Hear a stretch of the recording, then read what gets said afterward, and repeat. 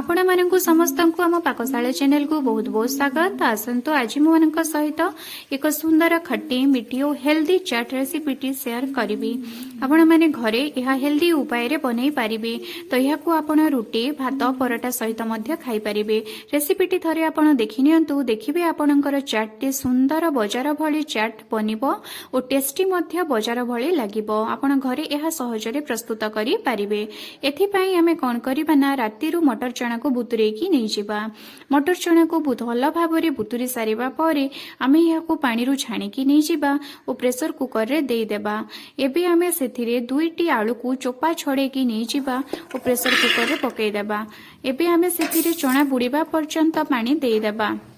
एबे pressure cooker ढांकुणी दे दे यह को 2 सीटी आसीबा पर्यंत छाड़ी देबा। जेहेतु आमे आगरु चना को बुतरे की रखी दिले तो सेति पई प्रेशर कुकर रे अधिक सीटी देबा आवश्यकता नहीं। 2 सीटी बा 3 सीटी दे दिले हमर चना भल भाव रे सिझी जिवो। ह सीटी आसीबा परे आपण प्रेशर कुकर को ठंडा हेबा पई छाड़ी दियंतु एवं गैस रो फ्लेम को बंद कर दियंतु। किछि समय गला परे आपण खोली की देखिबे आपणकर चना भल भाव रे सिझी जायथिबो। एबे आमे गोटे कड़ाई नै जिबा एवं सेथिरे किछि तेल दे देबा। तेल गरम हेबा पर्यंत अपेक्षा करिबा। तेल गरम हैला परे आमे सेथिरे जीरा को फुटिबा। जीरा फुटी गला परे सेथिरे आमे किछि कटा पियाज को पकई देबा। कटा पियाज पकेबा सहित ता उपरे एबे आमे छेचा अदा एवं छेचा रसुण को पकई देबा और ए सब को आमे भल भाव रे लाल हेबा पर्यंत भाजी नेबा। ये सबू भल भाव रे भाजी हो गला परे एबे ता उपरे आबे आवश्यकता अनुसार हळदी गुंड दे देबा एवं लंका गुंड दे देबा और यह को भल भाव रे आमे एबे कसी नेबा। ता सहित आमे किछि लूण मध्य दे देबा।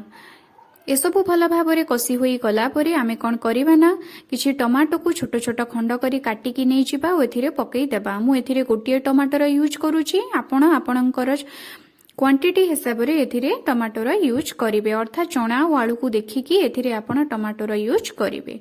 टमाटो सबू को भल भाव रे आमे तरळिबा पर्यंत अपेक्षा करिबा। टमाटो सबू तरळी गला परे आमे कोन करिबा ना, जो सिझे की रखिथिबा आलू एवं चना को एथिरे पकई देबा। हां, आमे जो पानी देथिबा सेही पानी को आमु एथिरे अलगा करी नाही, से सबू को एथिरे मु पकई देइछि। ता सहित मु 2टी आलू नेइथिली। गोटे आलू को मु छोट छोट खंड करी की पकेछि एवं आउ गोटे आलू को मु भल भाव रे चकटी नेइछि बा मैश करी नेइछि ओ एहा को सेथिरे पकई देउछि। एवं पानी दे सारिबा परे आमे कोन करिबा ना, एहा फुटिबा पर्यंत अपेक्षा करिबा। एबे आमे गोटे पात्र नै जिबा और सेथिरे आमे जो आलू चना तरकारी करिकी रखिथिले ताकू देई देबा। एबे आमे आलू चना तरकारी उपरे किछि भजा जीरा गुंड को पकई देबा। ता सहित किछि चाट मसला गुंड पकई देबा। ई गुंड सब पकई सारिबा परे आमे कोन करिबा ना, जो काटिकी रखिथिबा छोट छोट पियाज खंड ताकू पकई देबा।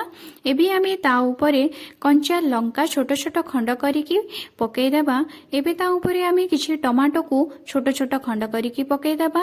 ता सहित मु किछि गाजर कोरिकी नै जाइथिली ओ एबे ताकू एही चाट उपरे पकई देउछि। ए सब पकई सारिबा परे मु किछि धनिया पत्र को ता उपरे पकई देउछि। ता सहित किछि सेओ पकई देउछि। जदि आपनक पाखरे सेओ नाही तो आपण एहा बदଳରେ किछि भी पकई पारिबे। अर्थात मिक्सचर पकई पारंती, नहले किछि पांपड़ को मध्य छोट छोट गुंड करिकी पकई पारंती। एबे यहा उपरे मु खंडे लेंबू नै जाइछि एवं लेंबू रस को यहा उपरे चिपुडी देउछि, जहा द्वारा कि एटा खट्टा खट्टा टेस्ट आसीबो, बहुत सुंदर लागिबो। एबे मु यहा उपरे किछि इमली चटनी मध्य पकई देउछि, जहा कि इमली रो स्वाद देबो। बस हे गला हमर चाट। ए सब पकई सारिबा परे आपण एभली भाबरे थरी घरे ट्राई करंतु, देखिबे बहुत टेस्टी लागिबो। बाजार रो चाट को आपण भूली जिबे।